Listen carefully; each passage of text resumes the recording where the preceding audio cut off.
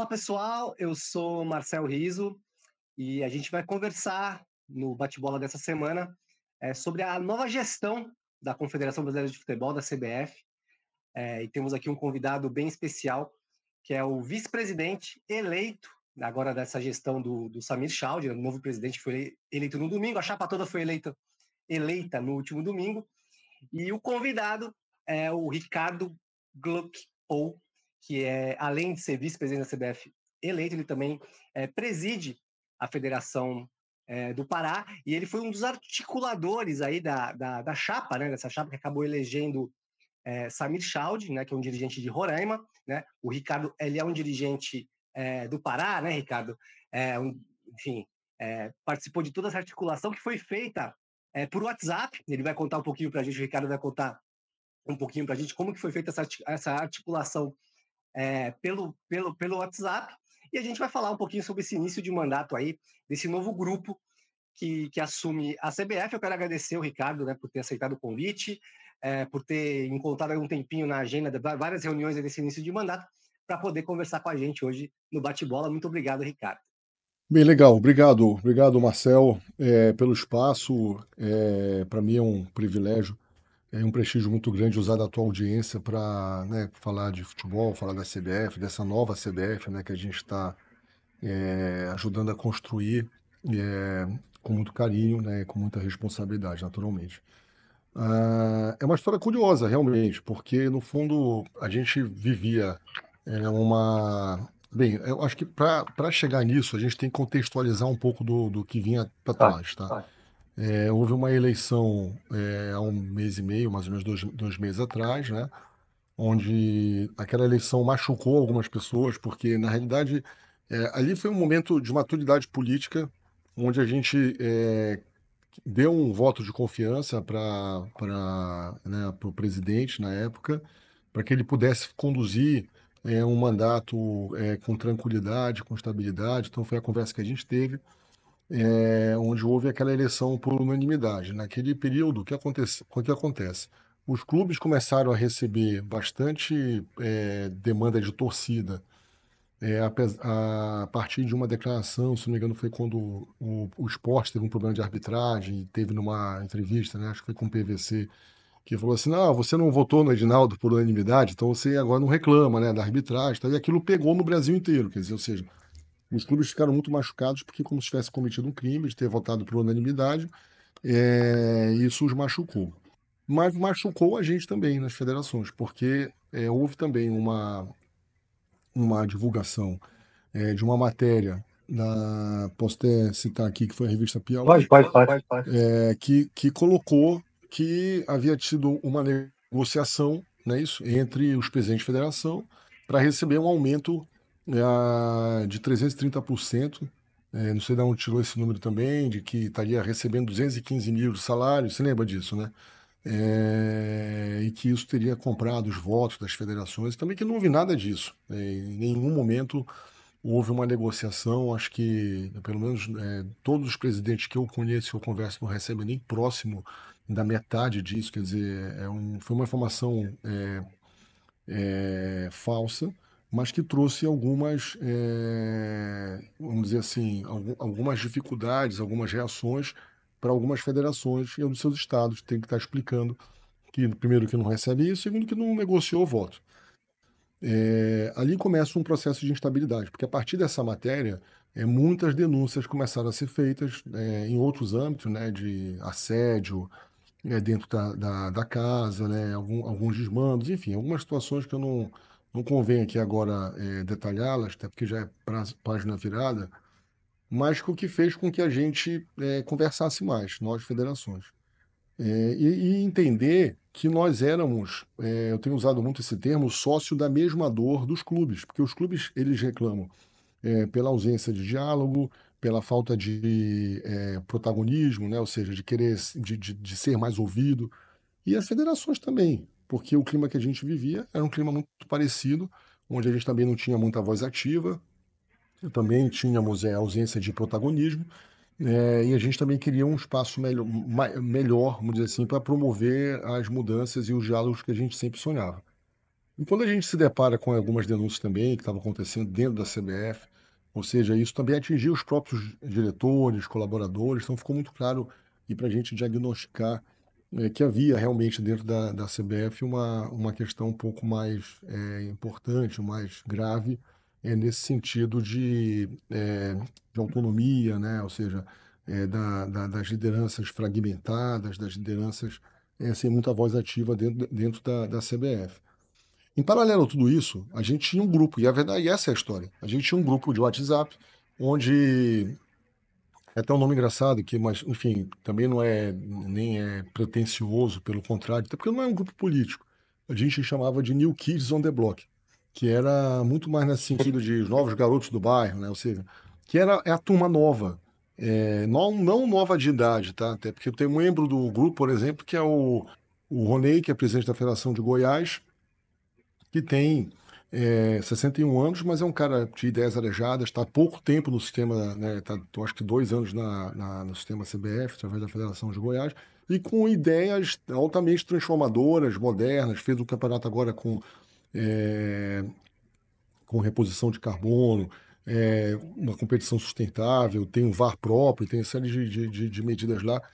E aí o que acontece? Dentro desse grupo, era um grupo que era utilizado para a comunicação interna nossa. Porque tinha coisas que a gente também tinha, digamos, vamos dizer assim, receio de colocar num grupo de presidentes de federação, porque a gente também se sentia vigiado, sabe? A gente também se sentia, de Sim, certa forma, ali meio observado por outras pessoas e tal. Então a gente falou assim, cara, a gente criou um grupo paralelo para a gente também ter as nossas conversas informais, mas sem nenhuma, na época, sem nenhuma ideia de grupo político. Só que quando começa esse agravamento de denúncias, e a percepção desse grupo de que algo sério estava por acontecer novamente, ou seja, você tinha já um pedido de CPI, você tinha um pedido de afastamento via Ministério Público do Trabalho, você tinha um pedido de afastamento via via Justiça do Rio de Janeiro. E eram coisas bem concretas, que a gente falou assim, cara, é muito possível que aconteça um novo afastamento, né? E por que eu citei lá o movimento dos clubes que ficou machucado e das federações? Porque eu falei assim, dessa vez vai ser diferente. Então, por exemplo, se acontecer de um afastamento, e obviamente, por exemplo, num afastamento desse, o próprio presidente poderia ser candidato novamente. Então, ele podia reunir todo sim. mundo, disse, olha, eu fui afastado, vou ser candidato de novo, bora se unir e vencer a eleição. E a gente falou assim, cara, eu não estou disposto mais a entrar nessa. Então, a gente tem que ter coragem, né, de propor uma ruptura, propor. Então, ou seja, a gente lança uma candidatura, tenta convencer, né, as outras federações, nós éramos um grupo de 7 federações ali, vamos propor uma candidatura, vamos entender qual o perfil, aí já explico a questão do Samir, e a gente vai propor uma candidatura. Só que tem que ser para ganhar. Por quê? Porque existia esse clima de perseguição, esse clima de, sabe, no fundo, muitas vezes você atuava com base no medo. Se não, tamo junto. Por quê? Se você fosse a voz. Aconteceu já casos de federações que foram perseguidas por ser. Vai ter um caso clássico, né? Acho que já foi amplamente divulgado. Até na revista Piauí dá esse negócio de pessoas que foram expulsas da Copa do Mundo no Catar porque estavam conversando sobre sucessão, tá? E não, manda embora. Então isso é um clima muito comum. Então a gente falou assim, cara, ou a gente entra para ganhar, ou a gente desiste do futebol, porque a gente precisava realmente fazer um movimento muito rápido. Então tinha que ser um movimento rápido. O que é um movimento rápido? A gente ali se entendeu como 7 federações, cada uma dessas 7 federações tinha uma liderança nas suas regiões, então tem uma liderança, obviamente, na região norte, tinha outros que tinham liderança no Nordeste, no Sul, no Centro-Oeste. E a gente tinha um plano que era assim: olha, a gente vai precisar conversar e convencer pelo menos 14 federações de partida. A gente lança um manifesto, dorme com 19, 20 federações, acorda com 22 e ganha a eleição. Porque se a gente conseguisse juntar 20 federações, você não dava tempo de uma outra chapa se inscrever, porque você tem que ter 7 assinaturas, tem que ter 8 assinaturas de federações Então, se você, como só tem 27, com 20 você fecha uma eleição. E esse é o nosso raciocínio. E aí, a reação dos clubes. Os clubes, poxa, a gente não foi ouvido, né? Mais um processo onde não há um amplo debate, tá? Mas porque a gente tinha a percepção, eu falei assim, a gente vai conversar com os clubes depois, eles vão compreender por que que a gente tinha que fazer muito rápido isso. Porque se a gente ficasse discutindo muito, muito provavelmente a gente ia dar margem para o movimento nascer, morrer na raiz. Então a gente tinha que fazer uma coisa rápida, é, que fechasse logo todas as possibilidades de uma contra-investida. Então, daí explica um pouco da velocidade, um pouco por que que a gente tinha que matar essa eleição já nas federações. É, por que Samir? Bem, e aí a gente se entende nesse momento como um grupo político. Assim, galera, vamos propor um movimento com a nossa cara. Se a gente é um movimento de jovens lideranças, vamos botar esse movimento para rodar. E isso, enfim, a gente queria que desse muito certo. Nesse sentido, a gente começa a compreender também no nosso diálogo, e aí a gente começa a discutir mais sobre isso, sobre o perfil da liderança que fosse alinhado com a necessidade do diagnóstico que a gente estava percebendo naquele momento. E o diagnóstico para a gente é muito claro. Marcel, vamos falar um negócio aqui bem sério, que é importante a gente compreender. A CBF tem o melhor técnico de futebol do mundo hoje, que é o Ancelotti. Ela tem, seguramente, dentro do seu quadro da comissão técnica, dois dos melhores profissionais de futebol do Brasil, que é o Rodrigo Caetano e o Cícero. Você tem entre os nossos diretores, gestores e colaboradores profissionais do mais alto gabarito e excelente remuneração. São pessoas excelentes de trabalho do mercado. A gente tem dentro do nosso grupo um grupo diverso. É um grupo que tem, dentro das suas experiências pessoais, ex-presidente de clube, ex-diretores de futebol, ex-políticos, ou seja, a gente tem um grupo diverso que consegue dar um suporte para um projeto de grupo. O que que a gente não tem? E esse é o ponto do diagnóstico. O que que a gente perdeu? O que que a CBF e por que que a seleção de repente começou a amargurar péssimos resultados e começou a virar alvo de tantas denúncias? A gente perdeu o afeto. A gente perdeu, na realidade, a alegria de trabalhar.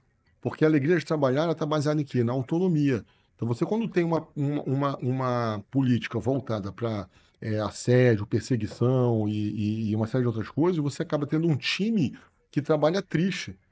Você, cara, se eu perguntar para qualquer pessoa, assim, qual é o melhor lugar para trabalhar do mundo? Qual é o lugar mais legal para trabalhar no mundo? Se eu perguntar para uma criança, ela vai dizer que é uma fábrica de chocolate, concorda?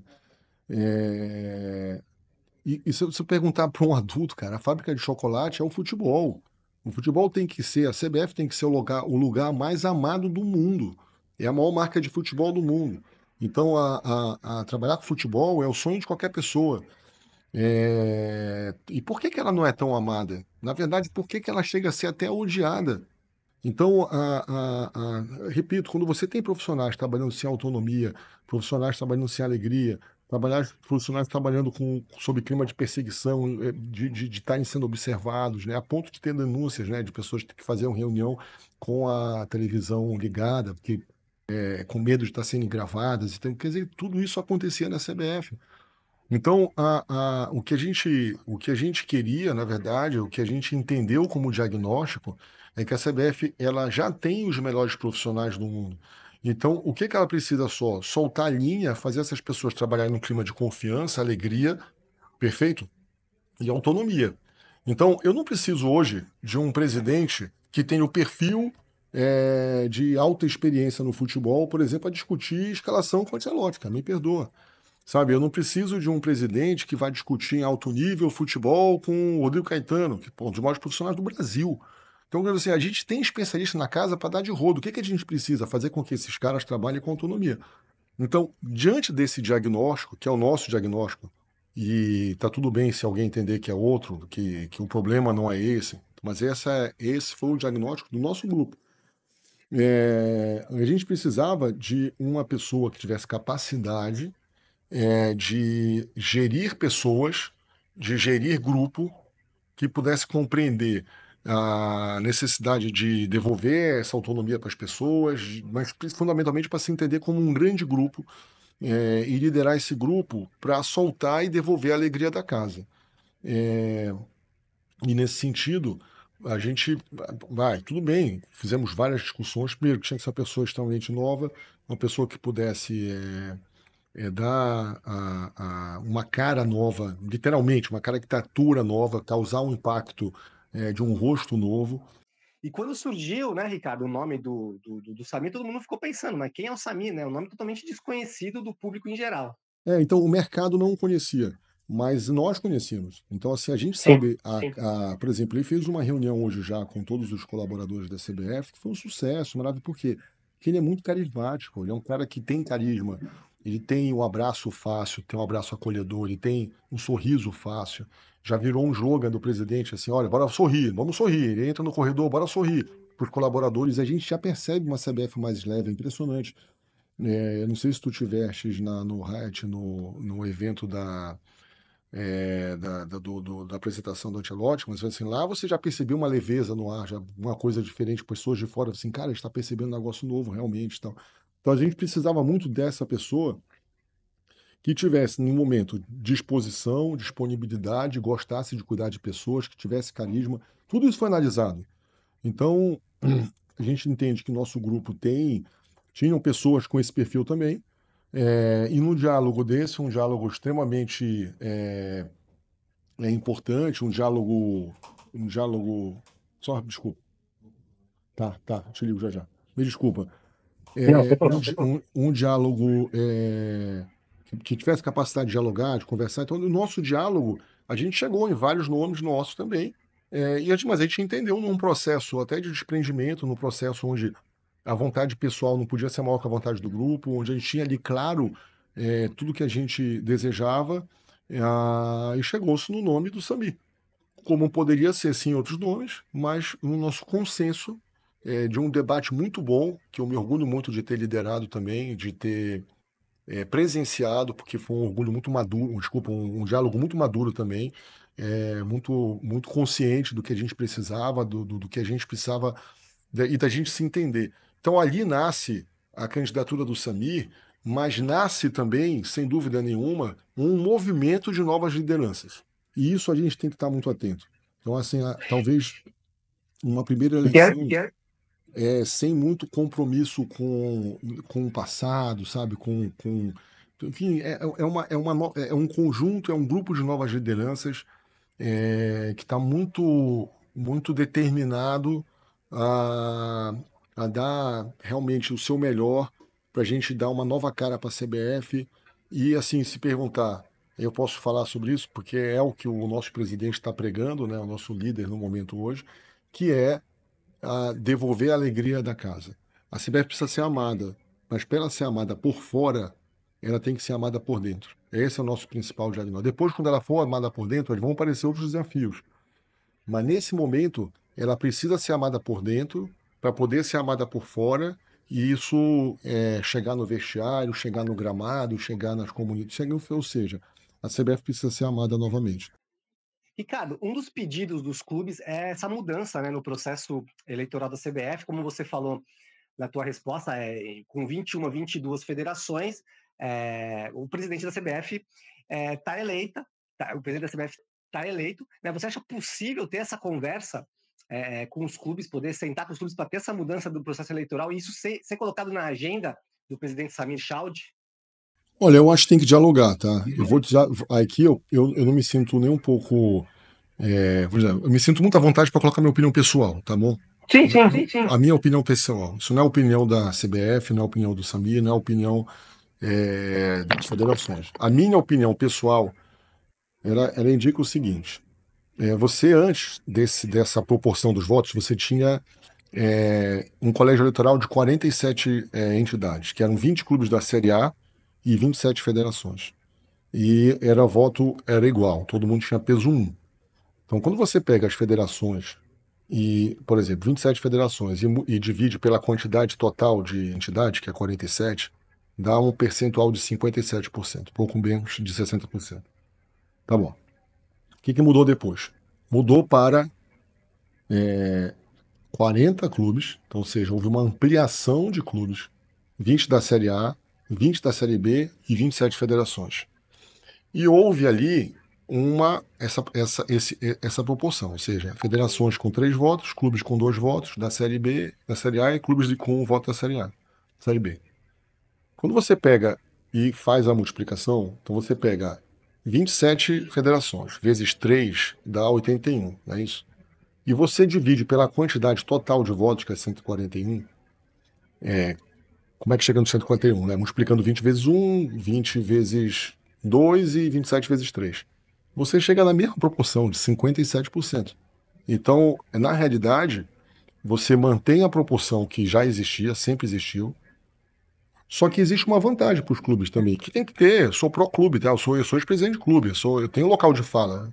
Presidente do Paysandu, então sempre vou defender o chapéu dos clubes também. Você traz mais 20 clubes para a mesa. Então você tinha antes 20 clubes, 27 federações, sendo que as federações com 57% do poder de decisão se votar em bloco, né? Agora você tem mais 20 clubes na mesa. Então eu vejo aqui uma conquista para os clubes. Ganharam mais 20 membros para o conselho, para um colégio eleitoral. Agora, por que as federações têm mais? Você mesmo tendo 40 clubes na discussão, que são os 40 clubes da Série A e B, o Brasil tem mais de 700 clubes. O Brasil, o futebol, o fomento, a gente não pode perder de vista.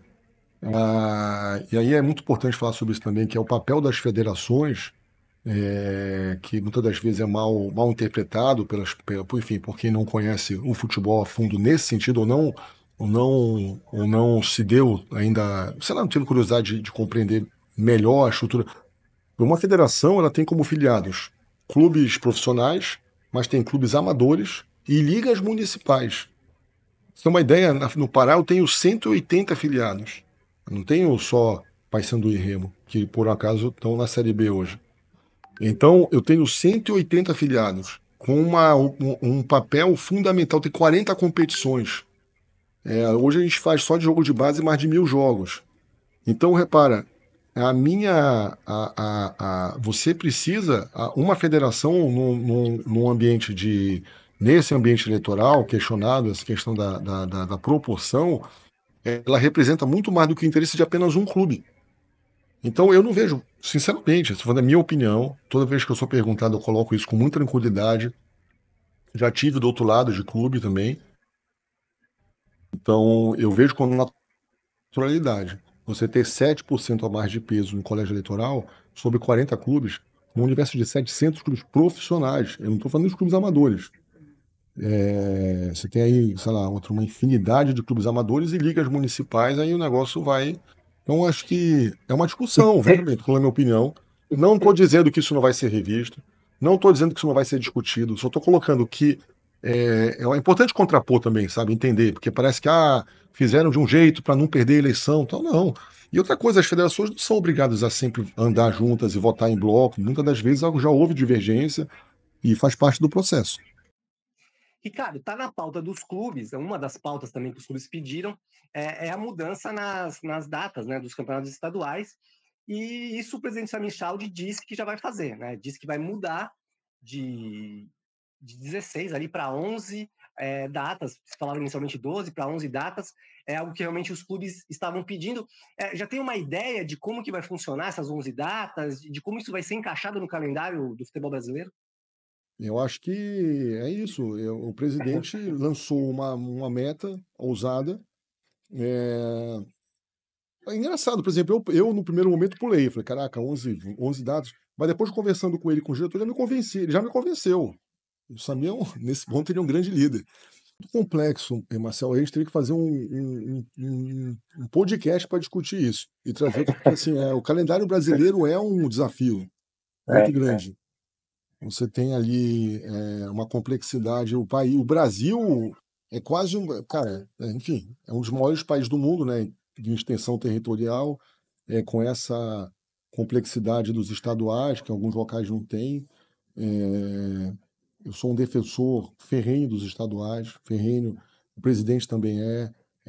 A nossa diretoria de competições também é, mas também a gente entende e concorda que tem que haver uma racionalidade para os clubes. Porque o problema do calendário atinge muito os clubes que jogam torneios continentais, né, que são os clubes da Série A. Então, hoje eu acho que tem 9 federações, né, que estão nesse universo. Mas quando você pega os da Série B e soma, porque os da Série B, todos da Série B também podem estar na A amanhã. Então, aí já são, acho que são 14 ou 16 federações, não tenho certeza, que tem clubes na Série A e B, ou A ou B, né? E então esses estaduais precisam sim ser um pouco mais racionais. O Pará já tem 12 datas. Hoje eu faço 12 datas. Entendeu? Mas isso está sendo desenhado. Eu achei um bom desafio.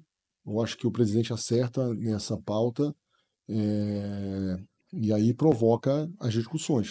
Tem uma outra situação também, né, Ricardo, que é a possibilidade, talvez, da questão da Série E, né? Série E, ou seja, uma quinta divisão no futebol brasileiro. É possível esse encaixe? Aí já não chegou nesse, esse algo que tem que ser respondido pelo presidente, Sim, pela diretoria de competições. Eu não me sinto à vontade para falar sobre isso, parece que a CBF está pensando isso. Mas, enfim, eu acho que tudo é possível. Tudo tem que ser discutido. O que for melhor para o futebol brasileiro e para o calendário, e para o desenvolvimento, para o fomento, eu acho que tem que ser colocado numa mesa, né, debatido, discutido e implementado. Eu acho que esse pode ser sim um caminho. Para finalizar, Ricardo, né, para não te ocupar tanto tempo, fazer uma última pergunta aqui. Eu queria saber como que está sendo essas primeiras semanas, primeiros dias, na verdade, do Carlo Ancelotti, né, como técnico da seleção brasileira. Foi apresentado na segunda-feira. Eu vi que ele conversou com alguns vice-presidentes, conversou com alguns dirigentes de federação estadual. Como que está esse feedback? Como que está esse primeiro contato da CBF e do Carlo Ancelotti com o futebol brasileiro? Olha, sendo muito honesto, na realidade, quem está muito na liderança desse processo, dessa ambientação com o Ancelotti, tem sido, de fato, o nosso presidente, com o Rodrigo Caetano, com o Cícero e a equipe do futebol. Particularmente, eu não tive nenhuma conversa com ele, acho que nem teria que ter ainda, né, muito cedo. O que a gente ouve e o que é nos passado pelo nosso presidente é que ele está muito afim, está gostando muito da cadeira, né, ele está muito animado em liderar a seleção brasileira. As pessoas mais próximas relatam uma pessoa simples, é, uma pessoa de bom tato, que eu acho que são características de um bom líder, né? Na verdade, ele não ia jamais chegar onde ele chegou se não fosse um grande líder, capacidade de liderar pessoas, etc. A gente percebe um bom entrosamento já, né, dentro da comissão técnica, etc. Está todo mundo muito animado. Eu estou bastante animado. Eu acho que a gente tem tudo para sonhar com o Hexa, assim. Eu acho que tem que ser o sonho de todo mundo. E é isso. Eu acho que tá indo bem.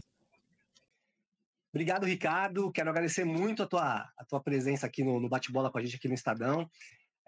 Enfim, elucidou aí bastante algumas dúvidas e esclareceu alguns pontos com relação a esse início de mandato do Samir Chaldi e seu também, né, como vice-presidente. Né? Entrevistamos hoje Ricardo Gluckpol, que é vice-presidente eleito da Confederação Brasileira de Futebol.